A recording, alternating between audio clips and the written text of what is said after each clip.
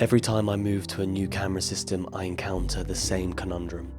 I love my EF prime lenses and I need to find a way to adapt them. There's various solutions out there, some are good, some are not so good.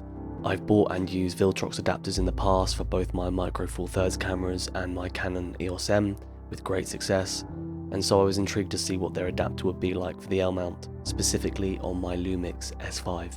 Whilst they did send me the product for this review, this video isn't sponsored, and so I'll be giving you my honest thoughts on the adapter and whether I'd recommend it to someone else who's looking to pick it up.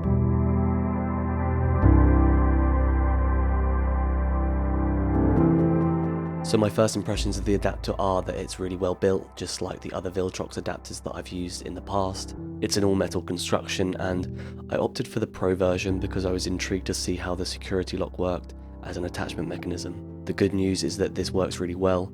It takes a little trial and error at the start to find the right position, but once the adapter is locked, it creates a really tight fit with the lens, and there's literally no play whatsoever.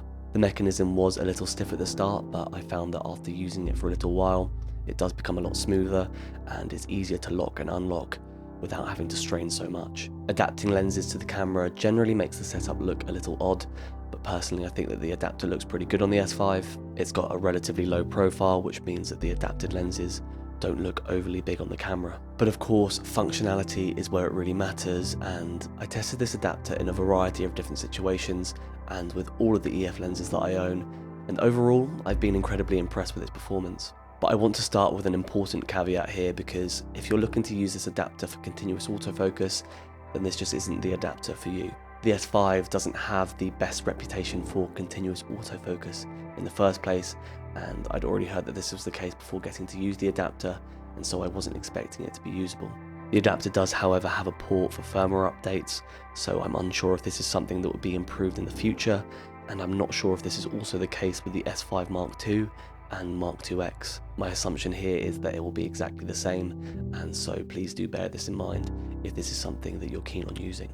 Single autofocus, however, is really pretty good, and I've been incredibly impressed with how responsive it's been. If I was comparing it to the native Lumix lenses, I'd say it's slightly slower with very occasional hunting in high contrast situations, but it's really not that noticeable and it's still super snappy.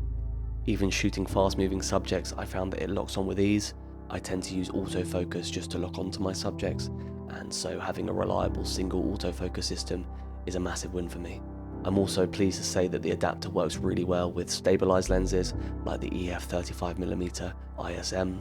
The S5 already has in-body stabilization, so it's not a massive deal, but sometimes I do prefer to just use the lens stabilization to minimize any warping in my image, so it's always a plus. My one major gripe here with the adapter is that it only operates with lenses that it officially supports. The biggest reason that I get adapters for my camera is to make it more versatile, and I love to shoot with vintage lenses, but sadly it's just not possible to do currently with the adapter. The adapter has an OA switch on the side. I originally assumed this would allow you to switch off the contact points when moving it to the adapter setting in order to use non-electronic lenses, but unfortunately this just isn't the case. The only other thing to mention here is a slightly odd phenomenon that I've noticed when stopping down the lens beyond 2.8. It changes slightly and it even sounds somewhat delayed. After reaching out to Viltrox, doing some research on the internet, and also just doing some rigorous testing myself, I can confirm that this doesn't have any effect on the images or the camera itself. It's just slightly odd, but it's easy to get used to. So in conclusion, this is a well-built adapter with great overall functionality and a few quirks that are slightly distracting, but don't take away from the overall user experience.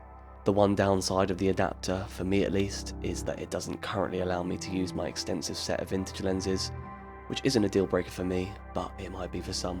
Having the ability to use my older EF lenses effectively for both photo and video work on the S5 is unbelievably useful, and so if you're moving over from a Canon camera and have a lineup of EF lenses that you're looking to adapt to an L-mount body, this is an adapter that I definitely recommend.